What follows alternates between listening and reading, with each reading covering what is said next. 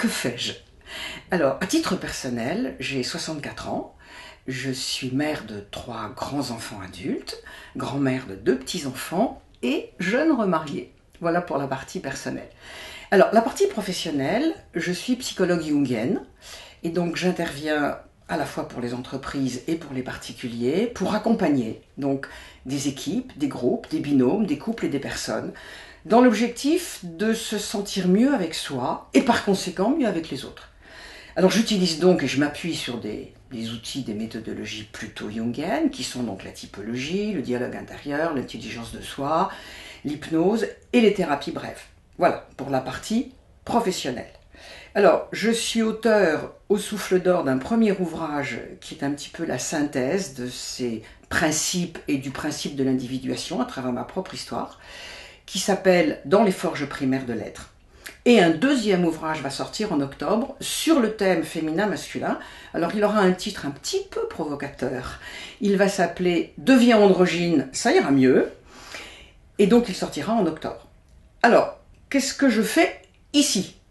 Ici donc, j'anime un atelier sur ce thème féminin-masculin qui s'appelle « L'androgynie des femmes ». Ça a pour but en quelque sorte de nous aider, nous femmes, à mieux concilier notre principe féminin et notre principe masculin.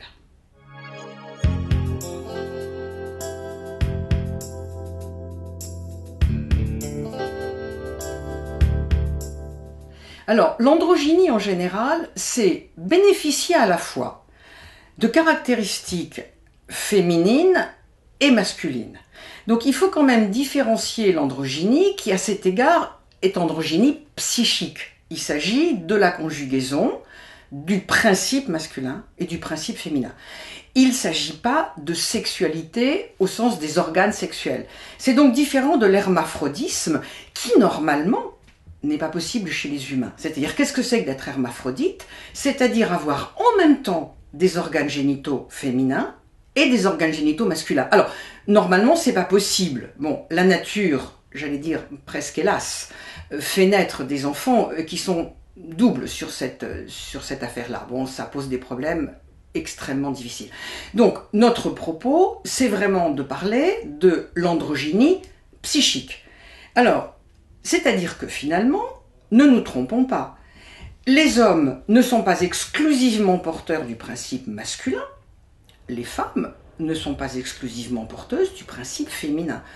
Donc l'idée c'est comment est-ce qu'on peut vivre, s'approprier, bénéficier, que l'on soit homme ou que l'on soit femme, de la totalité de notre potentiel comportemental lié au principe féminin et au principe masculin. Et donc le propos c'est, puisqu'on est dans un festival du féminin, comment est-ce que nous femmes, on peut aller chercher encore plus la grandeur de notre principe féminin et y adjoindre la grandeur du principe masculin. Tout ça sur un côté psychique, bien évidemment.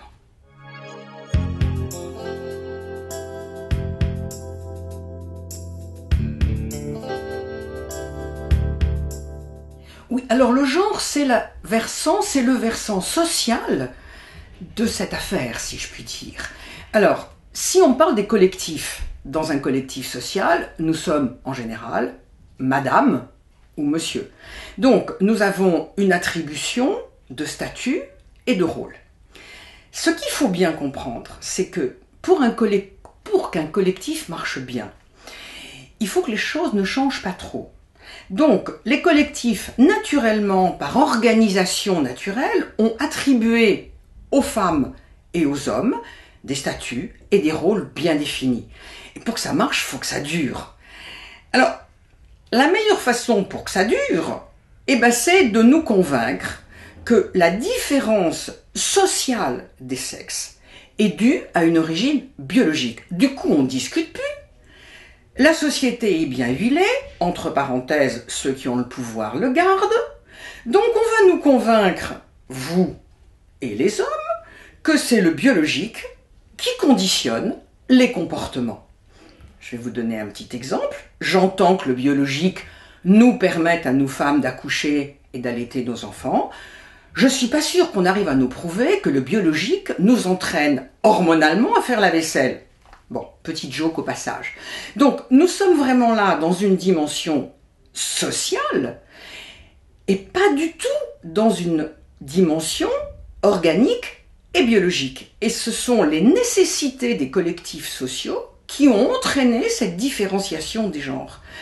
Le genre n'est pas issu du biologique, ça n'est qu'une construction sociale.